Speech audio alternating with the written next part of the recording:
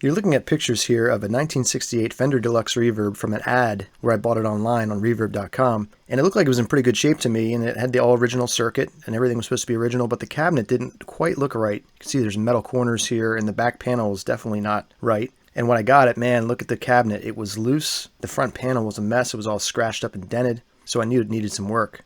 There was one cool thing I found about this amp though. There was a name engraved in the top chassis strap, and it's Sonny Wadlington from the band Act 3, which it turns out, after a search, I found it was a band in Ohio. He was a multi-instrumentalist. There he is in the center with that Gibson guitar. And I looked up and found his obituary, and it mentions that not only was he a dedicated musician, but also a woodworker, tinkerer, and inventor. So in this video, I'm going to build my own cab, just like Sonny did back in the day.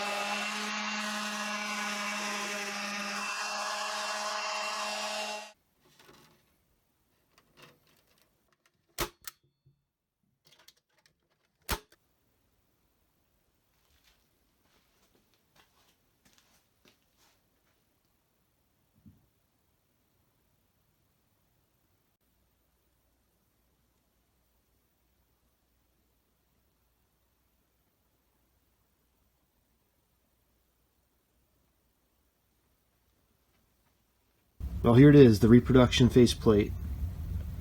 It even has, I think you can see it right there, the machining marks, just like the original ones.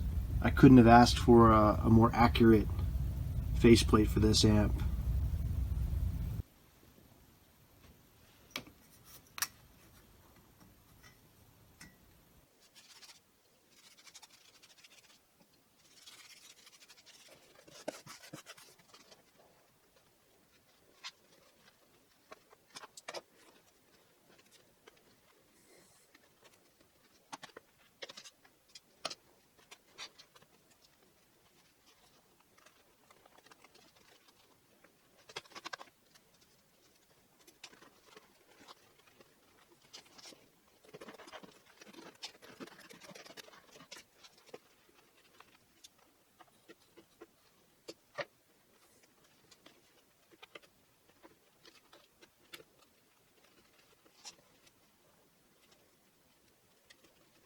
Here's the old homemade cab on the right and the new cab on the left. You can see the difference in the width, especially at the top, where my new one on the left is angled back. Looking at the tolex job here, you can see I definitely improved the corners, and it seems like I used thinner material. The tolex may have been a little bit thinner and easier for me to work with than what he had to work with back then. One interesting thing I found was there was purple paint underneath the handle. Makes me think that maybe this was purple at some time. Who knows, you know, in the 70s they did some interesting things. Or maybe that purple is some sort of special mojo for this amp. So I'm not going to remove that paint. You won't really see it at all when I put the handle on. There's just a, if you look really closely, there's a touch of the purple paint here, but I'm going to keep it on there. That's part of the legacy of this amplifier.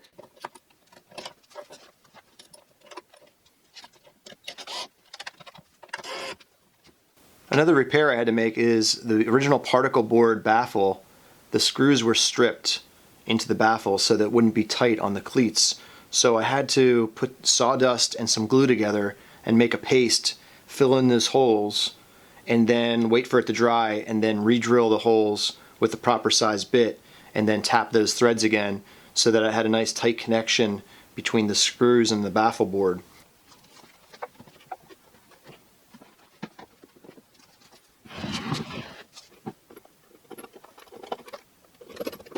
Here's the circuit, and I was excited to get this because it has the 1960s blackface circuit without the changes that started to happen in the late 60s.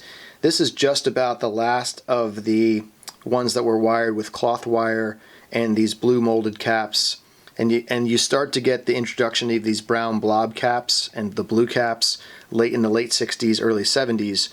And these are thought to, although those amps sound good, these are known, you know, when you think about the original 65, 66 blackface deluxe reverb, you're hearing this sound with these caps.